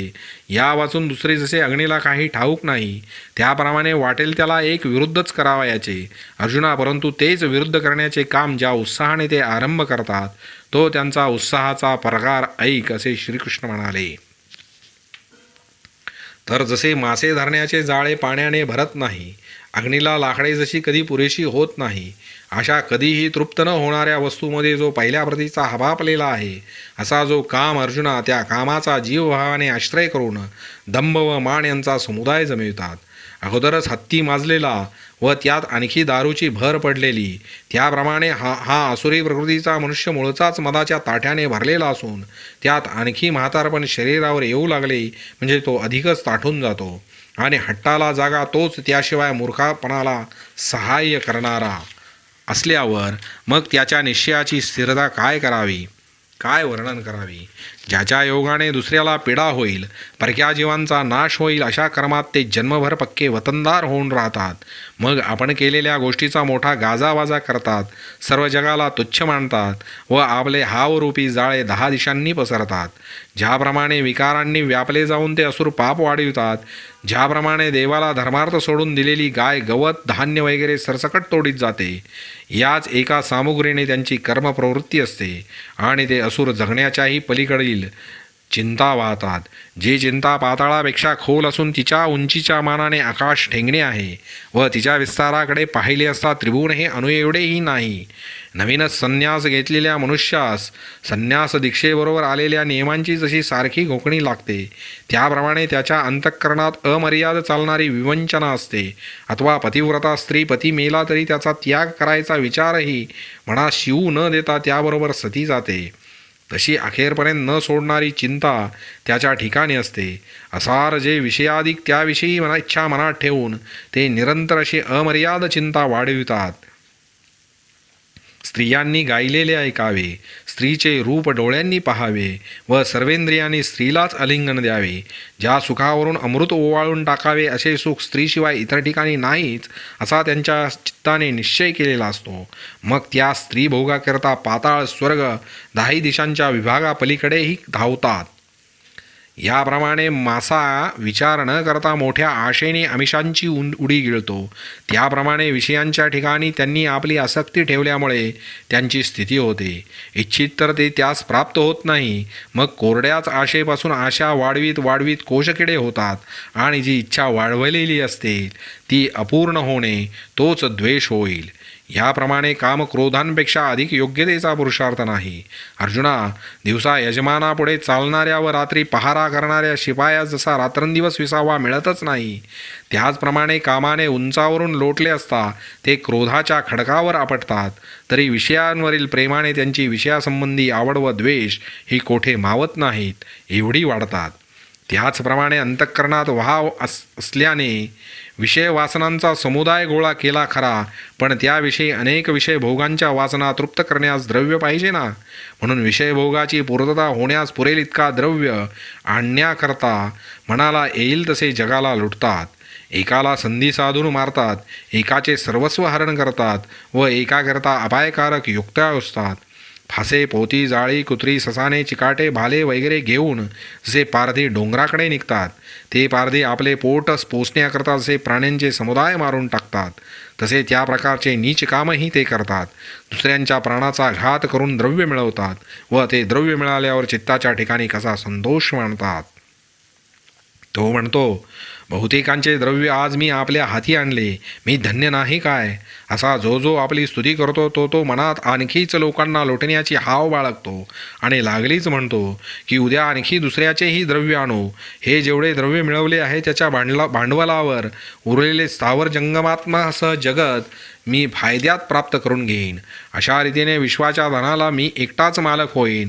मग माझी दृष्टी ज्याच्यावर पडेल त्याला मी शिल्लक ठेवणार नाही. आजपर्यंत मारले, परंतु हे थोडे नसून आणखी बलाढ्य संधी साधून मारीन. मग मी एकटा महत्त्वाने नांदेन. जे माझे दास होतील त्याशिवाय इतरांना मी मारेन. फार काय सांगावे, चराचरात ईश्वर जो आहे तो मी आहे. मी भोगरूपी भूमीचा राजा असल्या कारणाने आज सर्व सुखाला मी स्थान आहे. म्हणून माझ्याशी तुलना करून पाहिली असता इंद्र देखील तुच्छ आहे.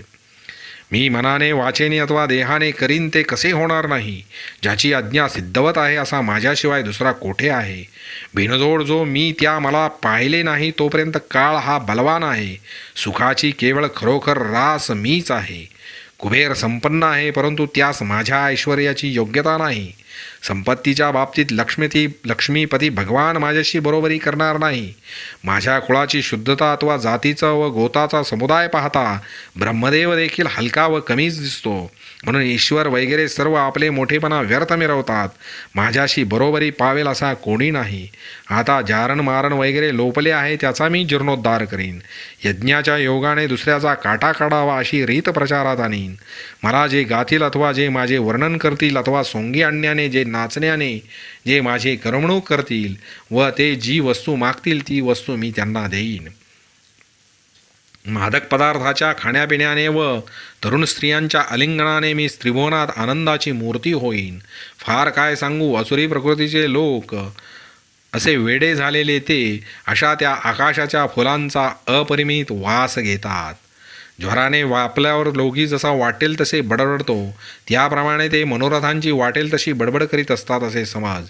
अज्ञानरूपी धुळीत सापडले म्हणून आशारूपी वावटोळीने मनोरथरूपी आकाशात ते फिरविले जातात.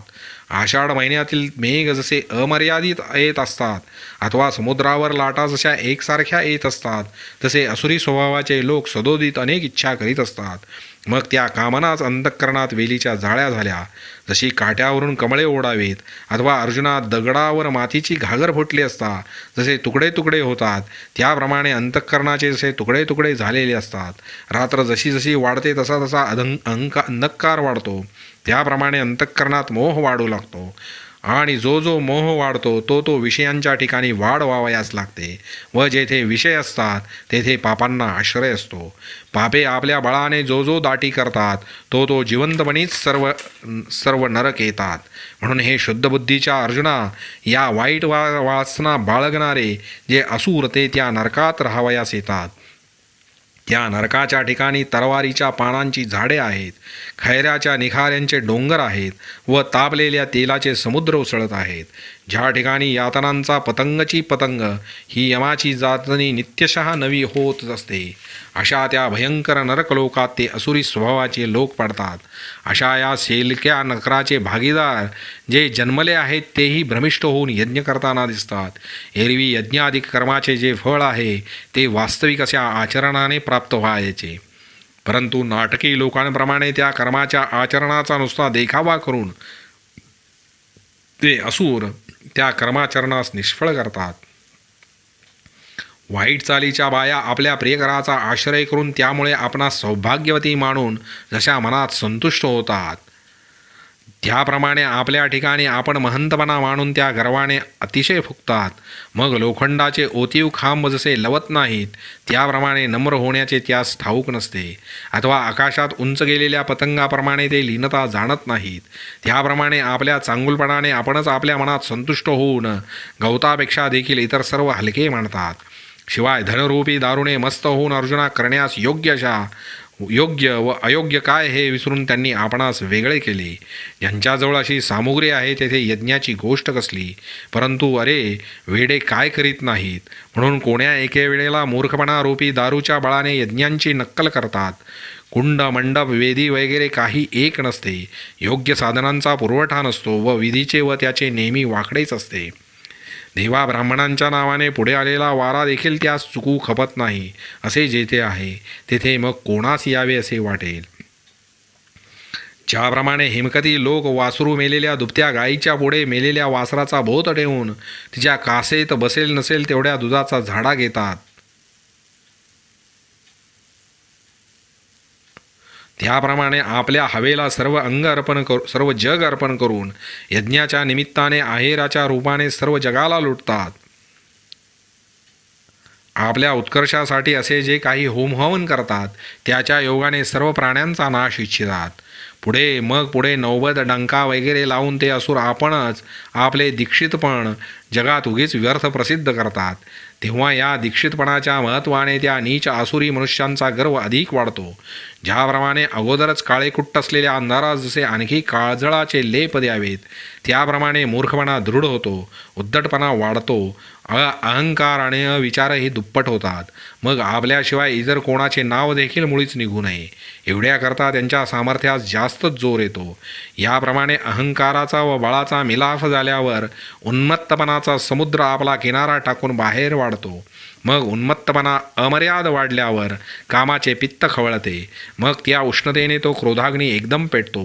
तेव्हा रखरखीत उन्हाळ्यात तैलतुपाच्या कोठाराला जसा अग्नी लावावा आणि त्यात वारा सुटावा, त्याप्रमाणे बळाचे सहाय्य मिळालेला अहंकार व कामक्रोधांनी व्यापिलेला उन्मत्तपणा या दोघांचा मिलाफ ज्याच्या ठिकाणी झाला आहे, हे वीरश्रेष्ठा अर्जुना, ते आपल्या स्वेच्छेनुसार मग कोणकोणत्या हिंसेने या प्राण्यांना मारित नाहीत. अर्जुना, प्रथम तर ते आपले मांस व रक्त जारणमरणाकरता खर्च करतात.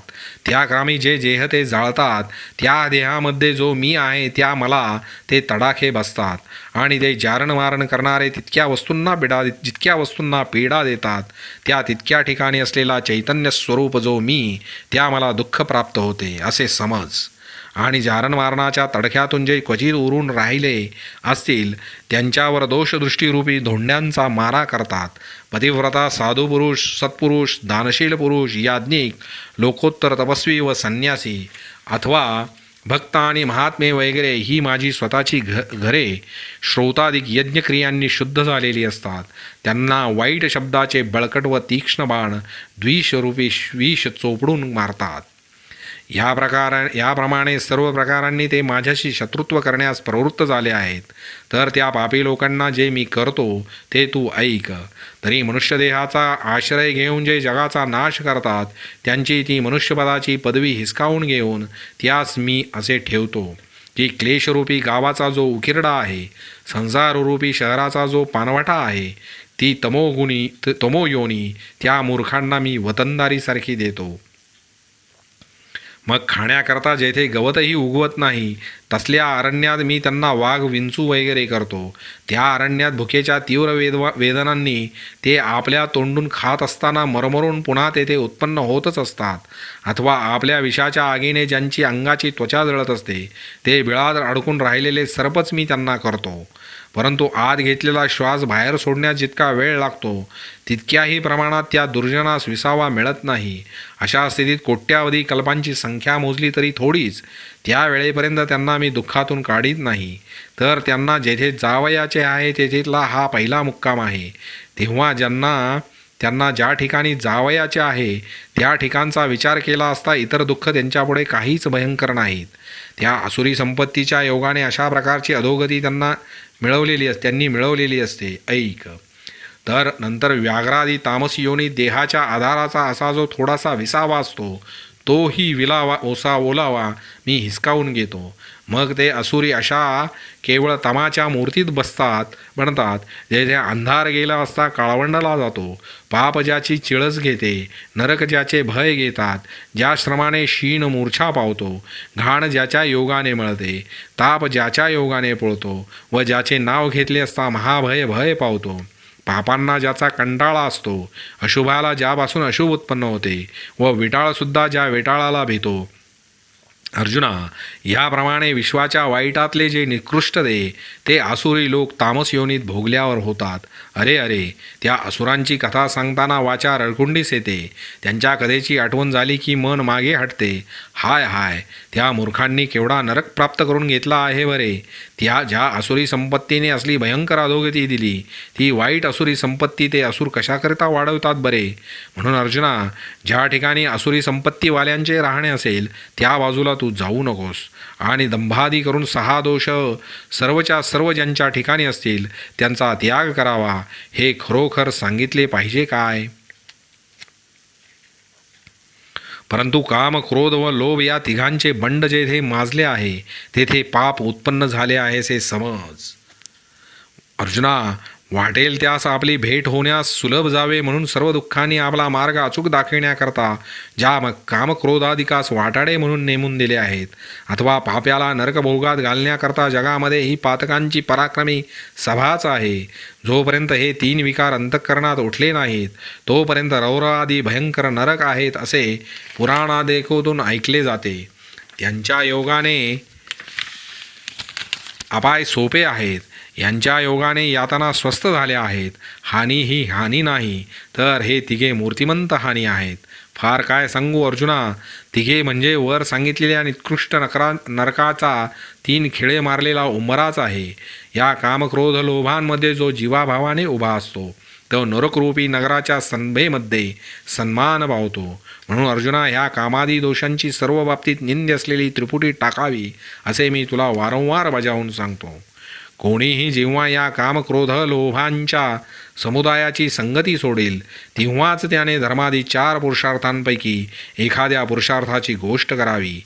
हे तिन्ही जोपर्यंत अंतःकरणात जागृत आहेत तोपर्यंत कल्याणाची प्राप्ती होईल, हे माझे कान ऐकत नाही असे देव देखील म्हणाले, असे ज्ञानेश्वर महाराज म्हणतात. ज्यांचे आपल्या स्वतःवर प्रेम असेल व जो आत्मनाशाला भीत असेल त्याने या वाटेत जाऊ नये, सावध व्हावे. पोटाशी दगड बांधून बाहूच्या जोरावर जसे समुद्रात पोहणे अथवा जगण्याकरता जसे काळकूट विषाचे भोजन करणे, ह्या कामक्रोध लोभांनी कार्यसिद्धी तशी आहे तसे समज. म्हणून अर्जुना, याचा मागमूस नाहीसा कर. जेव्हा कधी अकस्मात ही 3 कड्यांची साखळी तुटेल तेव्हा आपल्या वाटेने सुखाने चालण्याला मिळेल. त्रिदोषांनी शरीरास टाकल्यावर जसे शरीरास आरोग्य येते, किंवा त्रिपुटीचा नाश झाल्यावर नगरात जशी सुखाने नांदणूक होते, अथवा त्रिताप नाहीसे झाल्यावर अंतःकरण जसे आनंदित होते, त्याप्रमाणे कामाधिक तिघांनी जो पुरुष टाकलेला आहे तो जगामध्ये सुख पाहून त्यास मोक्षमार्गापर्यंत सज्जनांचा संग मिळतो. भयप्रबळ साधुसंगतीच्या योगाने यशशास्त्रांच्या साह्याने जन्ममृत्यूरूपी माळरानातून पार पडतो. त्यावेळी ज्या गावामध्ये संपूर्ण आत्मानंद नेहमी राहत असतो तसेच हे गुरुकृपारूपी सुंदर नगर त्यास प्राप्त होते. मग तेथे आवडणाऱ्या वस्तूतील शेवटली हद्द भेटते. त्या क्षणीच हा संसाररूपी गडबड नाहीशी होते. ह्याप्रमाणे जो कामक्रोध लोभास पार नाहीसे करून अगदी मोकळा होतो तो एवढ्या लाभाचा मालक होतो. अथवा हे काही एक न आवडून कामाधिकांच्या ठिकाणी ज्या आत्मघातक्याने आपले डोके खुपसले आहे तो जगात सर्वावर सारखी कृपा करणारा वा हिताहित दाखवणारा दिवा असा जो वेदरूपी बाप, त्यास तो जुमानीत नाही. जो वेदाधिकांच्या आज्ञेची भेट धरीतच नाही व ज्याला आत्महिताची चाडच नाही व जो इंद्रियांचेच लाड वाढवित गेला, कामक्रोध लोभांची कास सोडणारच नाही म्हणून त्यांना दिलेले वचन जो पाळतो, स्वेच्छाचारांच्या अफाट रानाचा ज्याने आश्रय केला आहे, सुटकेच्या ओघातील पाणी पिऊ शकत नाही, एवढेच काय पण त्याला ती सुटकेची गोष्ट स्वप्नात देखील दूर असते आणि परलोकास तर तो मुक्तोच हे ठाम ठरल्यासारखे आहे. परंतु ऐहिक भोग देखील त्यास भोगावयास सापडत नाही. तरी माशांच्या लोभाने ब्राह्मण कोळांच्या जातीत शिरला, तो त्या कोळ्यांच्या जातीतही त्याला असला नास्तिक आम्हाला नको म्हणून घेईनात. त्याप्रमाणे तो आपल्या जातीस व परक्या जातीसही मुकला. त्याप्रमाणे विषयांच्या गोडीने ज्याने परलोक पालथा केला तो इतक्यातच मरणाने त्यास दुसरीकडे नेले. ह्याप्रमाणे परलोक नाही, स्वर्ग नाही व ऐहिक विषयांचा भोगही नाही, तेथे मोक्षाचा प्रसंग कोठला. म्हणून कामाच्या बळाने जो आग्रहाने विषय सेवू पाहतो त्याला विषय सुख मिळत नाही अथवा स्वर्ग मिळत नाही किंवा तो उद्धरतही नाही.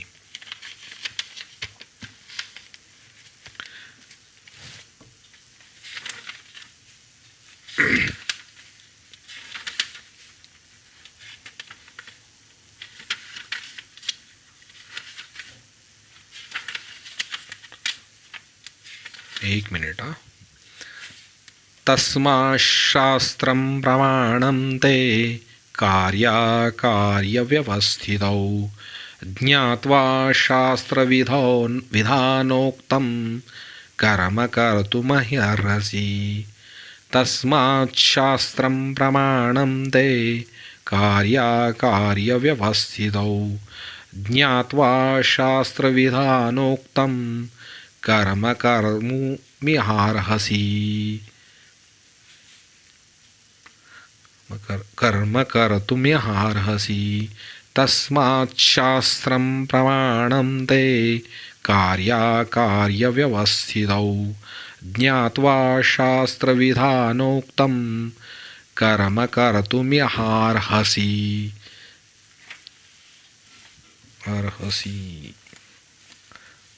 बाबा अर्जुना, याकरता ज्याला आपली स्वतःची कीव असेल त्याने वेदांच्या आज्ञेबाहेर वागता कामा नये.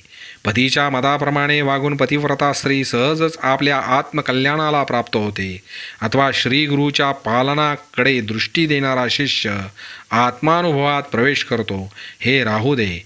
आपण अंधारात ठेवलेली वस्तू आपल्या हाताला यावी असे जर वाटत असेल तर ज्याप्रमाणे अगत्याने दिवा पुढे करावा, त्याप्रमाणे अर्जुना संपूर्ण ही पुरुषार्थाचा म्हणजे धर्म अर्थ काम व मोक्ष यांचा जो मालक होईन म्हणतो, त्याने श्रुती व स्मृती यास बसण्यास आपले मस्तकाच पुढे करावे.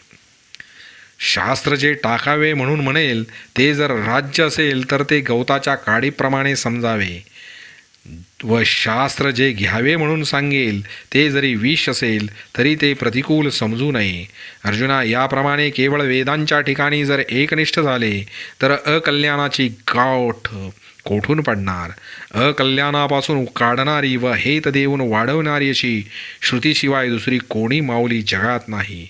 अशी ही श्रुती हित करणारी माऊली आहे, ती जीवाचे ब्रह्म्याशी ऐक्य करते. त्या अर्थी हिची कोणी हेळसांड करू नये.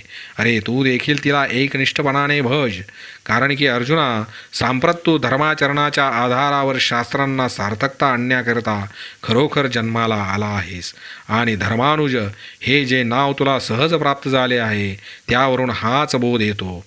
म्हणून तो धर्माविरुद्ध वागू नकोस. करण्याला योग्य काय व करण्याला अयोग्य काय याचा विचार करण्याच्या कामी शास्त्रांनाच परीक्षा करवणारे ठरवावे. व अर्जुना, या जगात जे करण्यास योग्य नसेल ते वाईट आहे म्हणून टाकावे. मग करण्यास योग्य म्हणून जे खरे निघेल ते तू स्वतः अतिशय आदराने आचरण करून पुरे करावेस. कारण की हे सात्विक बुद्धीच्या अर्जुना, आज तुझ्या हातात विश्वप्रामाण्याचा शिक्का असल्यामुळे तू लोकसंग्रहाला खरोखर योग्य आहेस. याप्रमाणे आसुरी दोष समुदायांची लक्षणे सांगून आसुरी दोषांपासून सुटण्याचा प्रकारही देवाने अर्जुनास सांगितला. यानंतर तो पांडूचा मुलगा अर्जुन आपल्या अंतःकरणातील योग्य विचार देवाला विचारेल. तो विचार तुम्ही चैतन्याच्या चित्ताच्या कानांनी ऐका, असे ज्ञानेश्वर महाराज श्रोत्यांना म्हणाले. व्यासेच्या आज्ञेनुरूप सर्व इतिहास सांगून संजयाने जसा त्या धृतराष्ट्राचा वेळ घालविला तसे मीही निवृत्तीनाथांच्या कृपेने तुम्हाला सांगेन. तुम्ही संत मंडळी जर माझ्यावर कृपादृष्टीचा वर्षाव कराल तर तुम्हाला मान्य होईल एवढा मी होईन. म्हणून महाराज, माझ्या व्याख्यानरूपी सेवेबद्दल माझे आपले अवधानरूपी प्रसादाचे दान द्यावे, म्हणजे मी समर्थ होईन, असे ज्ञानेश्वर महाराज श्रोते संत मंडळीस म्हणतात. इति श्रीमद्भगवद्गीतासु उपनिषत्सु ब्रह्मविद्यायां योगशास्त्रे श्रीकृष्णार्जुनसंवादे दैवासुरसम्पद्विभागयोगो नाम षोडशोऽध्यायः. श्लोक 24 ओव्या 473. बोला पुंडलिक वरदा हरी विठ्ठल, श्री ज्ञानदेव तुकाराम, पंढरीनाथ महाराज की जय. संत ज्ञानेश्वर महाराज की जय. तुकाराम महाराज की जय. सब संतान की जय.